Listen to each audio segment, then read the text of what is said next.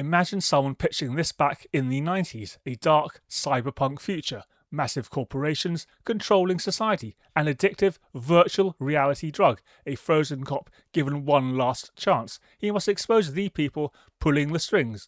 On paper, that sounds brilliant. It sounds like a true sci-fi classic. It could have been television's Blade Runner. Instead, we got TekWar. The show started with real promise. William Shatner was the man behind it. It had some surprisingly big ideas. Then it gradually became a cautionary tale. Its imagination was far bigger than its budget. So, what went wrong? Let's be fair to TekWar first. The show actually got a lot right. It adapted William Shatner's original books. We follow an ex-cop named Jake Cardigan. He wakes up from cryogenic freeze. Massive corporations rule his new world. High tech dominates everything, and a digital drug rules the streets. Users don't use needles for tech, they plug right into an artificial world. That concept was way ahead of its time. Now, we call it a VR addiction. In the 90s, it was pure sci-fi. Jake fights a very realistic enemy. No alien empires, no robot armies, just corporate scum and organised crime. It's about tech used to abuse people. The plot holds up beautifully. It actually fits our modern world perfectly. Many people forget how TekWar actually started. It didn't launch as a weekly show. It started with 4 made-for-TV movies. Honestly, that was the franchise peak. Those movies had real room to breathe. They spent time building the cyberpunk world. They established Jake Cardigan naturally. They explored a highly advanced society. No rushing to finish in 40 minutes. Greg Evigan makes a great lead actor. He isn't trying to copy Harrison Ford. He isn't trying to be Captain Kirk. He plays Jake as a regular guy, someone completely out of his depth, a man who lost years of his life. He wakes up in a changed world. That makes for a fascinating character. William Shatner clearly loves the project too. He acts, produces and directs. He totally believed in this world. I always respect that kind of drive. Even when TekWar stumbles, there is real passion on the screen. Nobody is just working for a paycheck. But good ideas only go so far. Cyberpunk is hard to make look good. Viewers have to believe the world. It needs real scale, it needs real technology, it needs top-tier effects. And those things cost serious cash, a ton of cash. The biggest budget cut hit early on. Shatner's books happened centuries from now. That meant building futuristic cities, creating new cars, designing new buildings, inventing a whole new world. That is a nightmare for a producer. It costs too much. So the network changed the date. They dragged the setting closer to present day. Now the future looked like our world. They dressed up normal sedans. They added blinking lights. They bought plastic monitors. They threw in cheap props. Problem solved. On paper, anyway. This is where TekWar runs into trouble. The idea suggests a massive cyberpunk world, but the footage looks like 90s Toronto. It's just wearing a sci-fi costume. 1 minute, we're decades into the future. Next, we're looking at regular streets. The buildings and offices look totally modern. Now, that is not a total insult.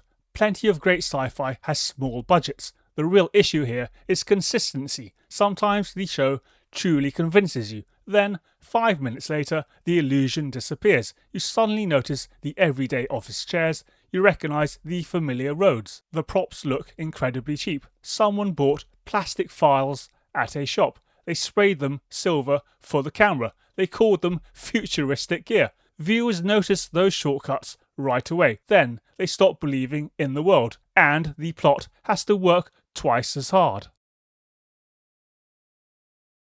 Another problem slowly crept into TekWar. The original premise offered endless choices.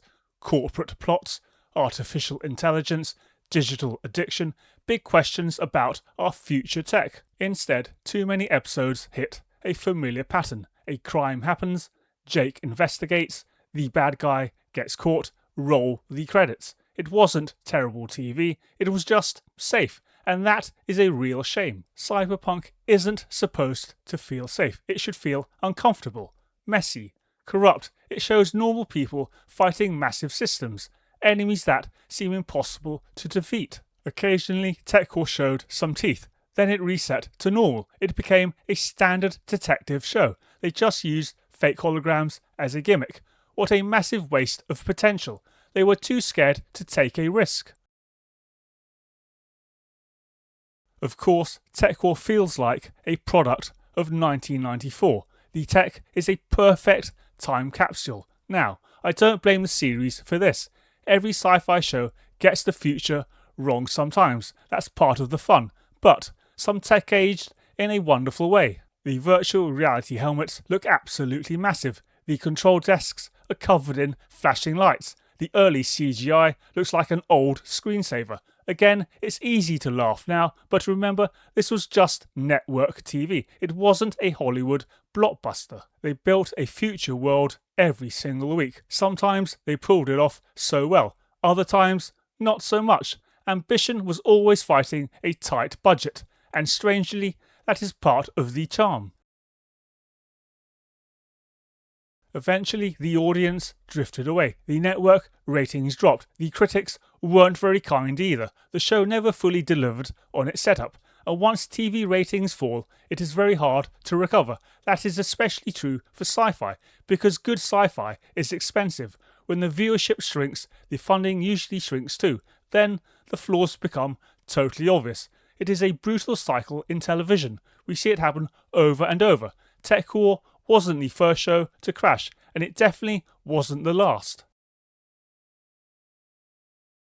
Looking back, TekWar wasn't a total flop. It was just a massive missed opportunity. Sure, the digital effects are dated, the scripts are pretty uneven, the 90s budget limits stand out, but the core concept was brilliant. The show just debuted too early. If modern streaming was around back then, we would have seen tight 10-episode seasons, bigger budgets for the computer graphics, true confidence in deep, serialized plots. The show would have found a massive crowd. Instead, it's a cult television curiosity. The raw potential is right on the screen, but the execution fell short. That makes it incredibly frustrating to watch.